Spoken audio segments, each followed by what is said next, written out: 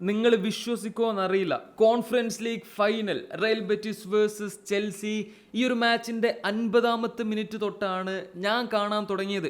And guess what, അതുവരെ ലീഡിലുണ്ടായിരുന്ന Real Betis match കഴിഞ്ഞപ്പോൾ ഒരു ഉളുപ്പില്ലാതെ 4-1 തോറ്റുണ്ട്.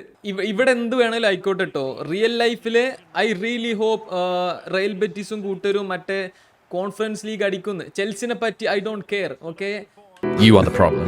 ഞാനുള്ള കാര്യം പറയാട്ടോ, 2 മണിക്ക് എണീറ്റ് ഞാൻ ഫസ്റ്റ് ഗൂഗിളിൽ സെർച്ച് ചെയ്തു എന്താണ് സ്കോർ ലൈൻ എന്ന്. റയൽ ബെറ്റിസ് ലീഡിലാന്ന് കണ്ടപ്പോൾ ഞാൻ തന്നെ എന്നോട് ചോദിച്ചു, ഇനിയിപ്പം ഞാൻ കളി കണ്ട് റയൽ ബെറ്റിസിനെ തോൽപ്പിക്കണോ? അങ്ങനൊക്കെ കുറെ ആലോചിച്ചിട്ട് ആന്റണിഞ്ഞോന്റെ കളി കാണാൻ വേണ്ടിയിട്ട് മാത്രമാണ് ഞാൻ കഷ്ടപ്പെട്ട് ഉറക്കങ്ങളെ ഞാൻ മാച്ച് കണ്ടത്. ആൻഡ് ആ ചെങ്ങായി മര്യാദക്ക് പന്ത് തൊട്ടത് പോലുമില്ല. ആന്റണിയുടെ ഭാഗത്തുനിന്ന് നമ്മളെല്ലാവരും ഒരു കിഡിലൻ പെർഫോമൻസ് എക്സ്പെക്ട് ചെയ്തിട്ടുണ്ടായിരുന്നു എന്നുള്ളതാണ് സത്യം. ബട്ട് എന്താണെന്നറിയില്ല, ഈ ഒരു മാച്ചിലെ ആളുടെ ഓവറോൾ മെന്റാലിറ്റി തൊട്ട് ഒരു മെന ഉണ്ടായിരുന്നില്ല. ഓക്കെ, ഇതുവരെയുള്ള മാച്ചസിൽ എക്സ്പെഷ്യലി കോൺഫറൻസ് ലീഗിന്റെ ഫൈനലിൽ എത്തിക്കാൻ വേണ്ടിയിട്ട് ആളുടെ കുറെ ഇൻഡിവിജ്വൽ ബ്രില്യൻസ് ഒക്കെ കാണിച്ചിട്ടുണ്ടായിരുന്നു.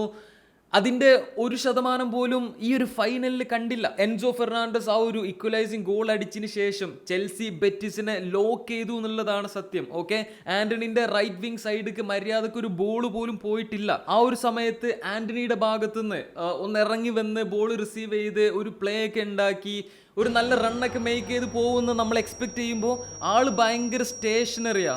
ഒരു പ്രത്യേക മൂവ്മെന്റ് ഒന്നുമില്ല അവിടെ. ഇങ്ങനെ റൈറ്റ് വിങ്ങിൽ ഇങ്ങനെ നിൽക്കുക എന്നല്ലാതെ ആൻഡ് കുക്കുറയ്യന്റെ മുന്നിൽ പോയിട്ട് തട്ടിമുട്ട് ഒരു മെൻ ഉണ്ടായിരുന്നില്ല മൊത്തത്തിൽ. ചെൽസിയെ സംബന്ധിച്ച് മാച്ചിലെ ടേണിംഗ് പോയിന്റ് എന്നുള്ളത് കോൾ പാമർ ഒന്ന് ഉറക്കത്ത് എണീക്കാനുള്ള ഒരു ടൈം. ഓക്കെ, ആളൊന്ന് ഫോമായി വന്നപ്പോൾ പിന്നെ ചെൽസിക്ക് ഒരു പ്രശ്നമില്ല. ആ ഫസ്റ്റ് ഗോളിനുള്ള ക്രോസ് ആയാലും സെക്കൻഡ് ഗോളിനുള്ള ക്രോസ് ആയാലും ഒക്കെ പാൾമറിന്റെ ആ ഒരു ഇൻഡിവിജ്വൽ ബ്രില്യൻസ് കൊണ്ട് മാത്രം വന്നതാ. നിക്കോളസ് ജാക്സൺ അത് ശരിക്ക് കണക്ട് ചെയ്തിട്ട് പോലുമില്ല. ആളുടെ നെഞ്ചത്ത് തട്ടിയിട്ടൊക്കെയാണ് പന്തുള്ളിക്ക് പോയത്. ജെയ്ഡൻ സാൻചോ മാൻ യുണൈറ്റഡ് ഫാൻസിന്റെ ബുള്ളിയിങ്ങിൽ നിന്ന് ഒന്നും കൂടെ രക്ഷപ്പെട്ടിട്ടുണ്ട്.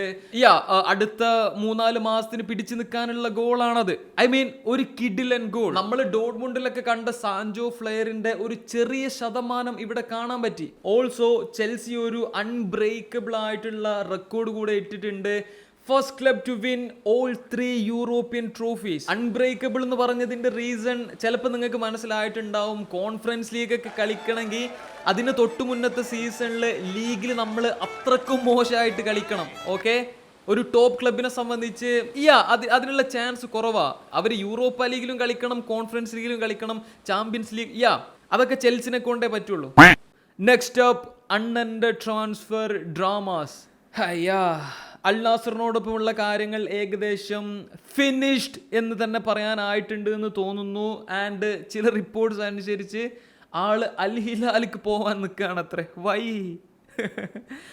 ഇയാൾക്ക് പറയിപ്പിച്ച് മതിയായില്ലേ? ഒരു റിപ്പോർട്ട് അനുസരിച്ച് ഇന്ന് ഒരു പ്രസ് കോൺഫറൻസ് അൽ നാസറിന്റെ സ്പോർട്ടിംഗ് ഡയറക്ടർ ആയിട്ടുള്ള ഫെർണാണ്ടോ ഹിയേറോ നടത്തുന്നുണ്ട് എന്നും അതിൽ CR7 ഡിപ്പാർച്ചറിനെ പറ്റിയിട്ട് അല്ലെങ്കിൽ ആളുടെ കറന്റ് സിറ്റുവേഷനെ പറ്റിയിട്ടുള്ള സംഭവങ്ങളൊക്കെ വെളിപ്പെടുത്തു എന്നൊക്കെ പറയുന്നുണ്ട്.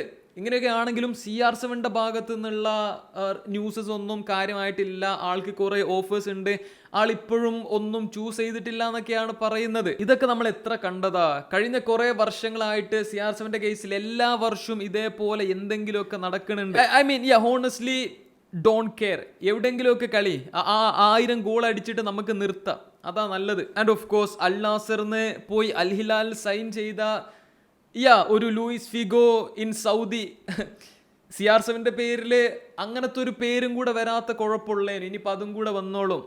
നൈസ്. വേറെപ്പം എന്താ, ഇന്ന് IPL നോക്കൗട്ട് റൗണ്ട്സ് തുടങ്ങുകയാണ്. ഇതിൻ്റെ ജിങ്സിങ് എബിലിറ്റി എത്ര ഉണ്ട് നോക്കാൻ വേണ്ടിയിട്ട് ഞാനൊരു പ്രിഡിക്ഷൻ പറയാം. ഓക്കെ, RCB വേഴ്സസ് പഞ്ചാബാണ് ഇന്നത്തെ മാച്ച്. RCB ജയിക്കും, ഒരു ഡയറക്റ്റ് ആയിട്ട് ഫൈനലിന് ക്വാളിഫൈ ചെയ്യും. സെക്കൻഡ് എലിമിനേറ്ററിൽ മുംബൈ വേഴ്സസ് ഗുജറാത്ത്. എന്നെ സംബന്ധിച്ച് മുംബൈ കപ്പടിക്കാനുള്ള ടീമുണ്ട്. ബട്ട് അവരുടെ ബാറ്റിംഗ് ഡിപ്പാർട്ട്മെന്റ് ഒന്നും കൂടെ ഒന്ന് വൃത്തിക്കാവണം. എക്സ്പെഷ്യലി രോഹിത് ശർമ്മ, അയാളും കൂടെ ഒന്ന് ഉഷാറാവുകയാണെന്നുണ്ടെങ്കിൽ അവർ ഈസി ആയിട്ട് ഗുജറാത്തിനെ തോൽപ്പിക്കും. അത് കഴിഞ്ഞ് പഞ്ചാബിനെയും തോൽപ്പിക്കും. RCB versus Mumbai final and Mumbai will win it man. ബാക്കിയുള്ള സ്പേഴ്സും ഹാരി കെയ്നൊക്കെ ട്രോഫി നേടിയാലും RCB നേടാൻ പോണില്ല. അതത്രേ ഉള്ളൂ. ഇന്ത്യയിലുള്ള കേരള ബ്ലാസ്റ്റേഴ്സ് RCB ഒരു കുറച്ചു കാലം കൂടെ വിഷമിക്കേണ്ടതുണ്ട് എന്നുള്ളതാണ് എൻ്റെ ഒരു പ്രിഡിക്ഷൻ. നിങ്ങളുടെ പ്രഡിക്ഷൻ കമന്റ് ചെയ്യുക. Video bye.